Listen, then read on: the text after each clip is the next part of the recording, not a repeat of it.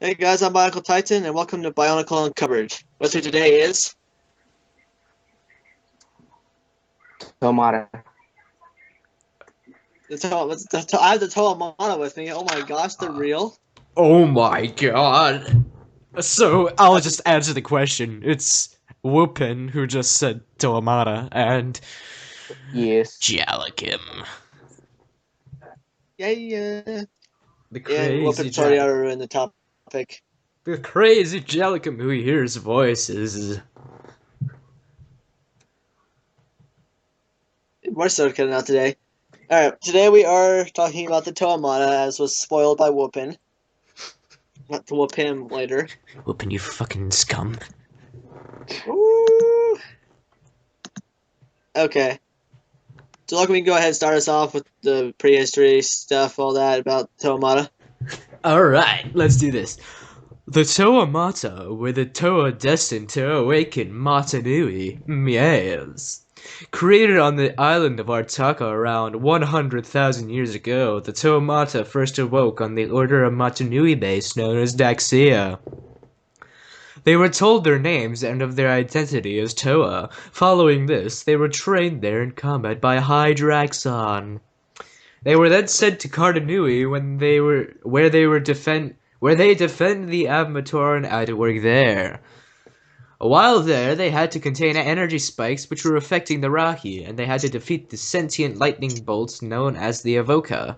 After the Matoran left the core, the Mata entered the Codex. Inside, they entered their Toa canisters, awaiting the day they would be needed. So during the Great Cataclysm, the canisters were launched onto the surface of Aquamagna when Mount Nui fell asleep. Yeah. They were intended to land on the island created by Montanui, but the canisters malfunctioned and they drifted aimlessly in Aquamagna for 1,000 years. The drifting ended after the Avmator Takua accidentally activated a failsafe mechanism by gathering the 6 Toa stones placed by the Toa Metru a millennium beforehand. The 1,000 years had taken a toll upon the Toamata, however. The organic tissue had decayed over the years, and they had to rebuild themselves once they had arrived on the island.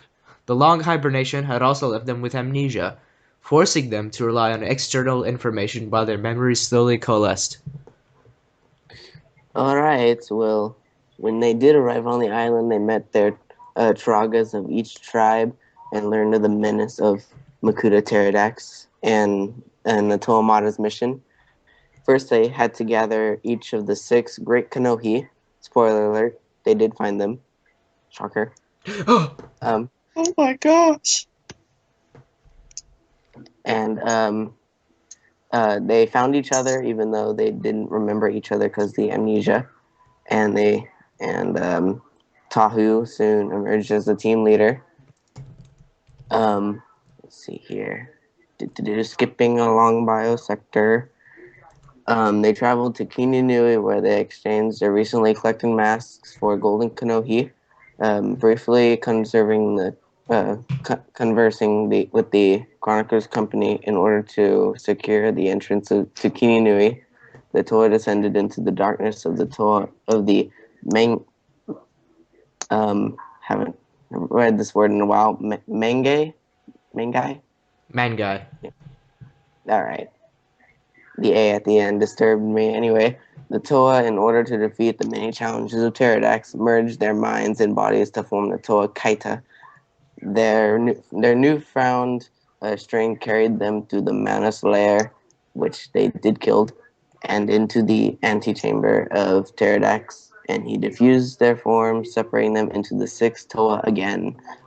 The Toa were then forced to confront the Shadow Toa, physical manifests of their own darkness. After realizing that Shadow Toa were representative of their own darkness, the Toamata absorbed them and continued on to Pterodax's lair. Pterodax approached them in the form of a Matoran in an attempt to disillusion them about their ideals and goals. The Toa refused to fall for his ploy. Um, I'm not sure if that's a typo, that's weird. Prompting the Makuta to unleash his power at them, shape-shifting into the form of a vortex, using their elemental powers The Toa succeeded in defeating Pterodax, driving him back into his lair. All right, and then we ended it off. That's Bionicle through 2001, and the next time, next up is the Borak saga, which came next, of course, 2002, and the Borak were actually not like. Hold on, wording. Okay, when the Great Beings created all the Matoran, they turned a percentage of them, or destined a percentage of them, really, to transform into mechanical Borak at a certain point in their lives, which had also been based off the previous creations, the Patera. Go read Empire of the Scroll, Bionicle Paper Cuts #8, and you'll find out what those things are, or just look at BS01. Yeah. Works too. So once they emerged from Makuta's lair, there was a Matoran from Takoro, excuse me, and he was repeating the same word over and over again, which was Borak. Brock. Borak. Barack They Obama. Obamacare. I'm not even American. That's the funny thing. Yeah. we're not gonna go into that right now. That's a time subject for another time. But Yeah, the it is. yes, the Exotoa, which were actually placed as a fail-safe because of how powerful the Borak were, the Brotherhood knew that. So after they heard the little Matoran going Borak, they ran over to that place known as Takoro. Yes, and Yes. so yeah, they encountered the ice and stone Borak. Names escape me. Korok and Barak, I think, something like that. I believe, with their little midget Borak accompanying them, because they're midgets and can't defend themselves. It's like sort of like Charles, but shorter. Hey. I'm just kidding. All right. So they all. So after they sort of fought around a while in Talakoro, and after that, Taraga Bakama explained that these are the Borak and that the Krana they can only be defeated, and the Krana were controlling them. So they had to go and find all of the Krana. It's like 2001 all over again. Exactly. Yes, I love, dude. You gotta collect them all, man. Gotta catch 'em all. Okay, alright. Where did I lose my power? Okay. Sorry, I'm keep losing my train Yeah. of thought this evening. Yes, the So, voices say that. so there were 8 different Krana, and I believe there were actually only 6 Kanohi they had to collect, right? The Yeah, 6 original. yeah. Well, They now only. they Yeah. yeah. Okay. So now they had to collect 8 different Krana from each type of Borak. So they split up and searched. Eight Now, times six, bruh. Do the math. That's a lot. that is. It's a lot of So, prana for one Toa. yeah, really. So, on his way back to his village, Liwa fell under the control of one of the Krana for a nice little period of time. He returned to his village to find the Krana and talk to his village elder, Matau, when he saw all of his Matoran and his Turaga wearing Kranas and being creepy. Just Or, like you. hey. Yes. I guess that's what Now it we're is. even. Now we're even. Fine. I guess so. Now, Onua eventually came and found him because the Toa had wondering where he was. So Onua and Liwa fought for a little while, and Onua freed him from the swarm. Then Pohatsu, Onua, and Gali worked together to retrieve the Krana from a group of Tanak, the Fire Borak. And while this was happening, Liwa was still recovering, and Tahu and Kopaka discovered where the Borak came from inside the island of Motunui itself, which was the Borak nest. Now, when they entered them, they eventually made it through many traps into the lair of the Barag, which are the queens of the Borak, their leaders. And there, they called upon the power of the Exotoa, and they got these by putting their Krana in the ground in little niches, and then they magically appeared. It's pronounced niche. Niche. Nosh niche. Who gives a crap anymore? I give a crap, okay? God damn. Okay! Alright, so they were trying to fight with the Exotoa, and then Tahu realized, oh hey, we can't use our elemental powers in these. We should take them off. So they took them off and combined their powers in a single beam, trapping the Barog in solid protodermis. Where does that sound familiar from? The next 2 years later, in 2004, when the Metru fought Pterodax for the first time. Yes. Then My chair. 6 columns. Then 6 columns opened up and filled. They were all the Toa were in them, and they filled with energized protodermis, and they submerged inside of it and were changed into something else.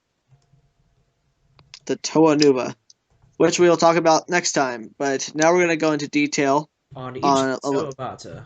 exactly. So let me go ahead and start us off with Tahu and Kopaka. Alright, so first we got Tahu, right? So Tahu is the hot-headed but selfless Toamata of fire and leader of the Toa team tasked with awakening the Great Spirit Matanui. He's quite hot-headed, as I said. He has quite a temper, but later on in the story he kind of becomes more mature, which I find cool because character development, man. He's also one of the most courageous of the Toa, because he's cool. He could also be quite aggressive compared to the other Toa. He's the aggressive guy. Often argues with Kopaka, who's basically the opposite of him. His element is fire, and his main mask is the Kanohi Hao, the Mask of Shielding, and his Toa tool is the Fire Sword. And Yes. now for Kopaka. Kopaka is the second in command of the Toamata, and he's basically the opposite of Tahu, like I said. He's the calculating and independent Toamata of ice. So basically, he's the lone wolf basically, and he likes to think a lot because he's the smart one. His element is ice, and his main mask is the Kanohi Kaku, the mask of X-ray vision. His main Toa tool is his ice sword, and his other Toa tool is his ice shield. Yes. And that is Kopaka. Now, Whoopin, Foda, whatever you want to call him, will now tell us about Pohatu and Onua.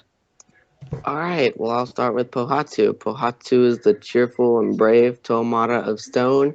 He wears the Kanohi Kakama, which is the Mask of Speed, and his weapon of choice is feet additions, so because he likes to kick a lot. He's good in Koli. You gotta have some safety for your foot, so when you kick something Yes. spiked, it doesn't hurt. They don't have shoes and Bionicles, so you gotta come up with something else. Yeah, man. Yeah. Alright, so next up is Onua. Onua. Yes, Onua. Yes. The difference between Onua and Ottawa is basically the Yeah. Toa Metru is pronounced as Ottawa, and for the Toa of Earth, you basically emphasize the O, so it's Onua. Yeah. Yes. Yeah. So, Onua is the reserved and reflective Toamata of Earth. His mask is the Great Pakari, the Mask of Strength, and his weapon of choice, his hands. Because he's awesome like that. He just uses his hands, picks something up, throws it as his enemies. Pretty awesome. He has the biggest hands ever, I swear. Yes. Wonder what those are good They're for. massive. Alright. I was gonna make a dirty joke, but I'm gonna refrain. That's probably moving good. on to the final two, Lua and Gali. Yes. Toa Liwa, also officially pronounced Lewa, is the wild and carefree, much like his element, Toa of air. His main mask is the Kanohi Miru, the Mask of Levitation, which allows him to fly. His main weapon for 2001 as a Mata is a axe, which pretty cool. He has a strong devotion to helping his friends and his village, and will extend his kindness to people he doesn't even know very well. But he hates water with a passion. That's something to remember. So he's sort Yeah. of like the opposite of Golly, which Loves water. obviously she's the Toa of water, and Water rules, man. I love water. she wears the cow, the mask of water breathing. Her weapon is hooks, because she's a hooker. Oh yeah, and I found out about the deal with her hooks. Hooks. So this is how it is. When like in 2001, 2002, the hooks were actually supposed to be her actual hands, but later on in the story, like around 2008, Greg decided that they were just handheld items. Yeah, that was a question we had when talking about this, because Yeah. you look and you never see her without those little hooks in her hands. Yeah. So Yeah, so basically, in that's why in the art they're depicted as their hands, but like in the canon, they're actually the handheld things. yeah, so she is very calm, very cool and collected most of the time. She calls the deepest, like the darkest, deepest oceans her home, but she also has this nice, warm, and caring female characteristic, and she is often the only one who keeps the Toa from splitting up or doing battle amongst themselves. Mainly Tahu and Kopaka. That's how it is. She is the wisest of the Toa and recognizes the importance of the three virtues and how they affect the team. And that is all we have for you guys today. Next time we will have an intro to show you with this, mixed by Jalocum personally with the music. Oh yeah. It's pretty cool. But Yes. alright, until next time, I'm Bionicle Titan. And I Go get whooping. Yeah. you guys can Whooping say you. your You're names. second, man. I'm always the last one. Yeah. Sorry. And I See ya. am Oda Films. And I am DJ Jalikim. See ya. Until, Oh wait, no, we're still recording. well, now we can see ya. That frickin' scum.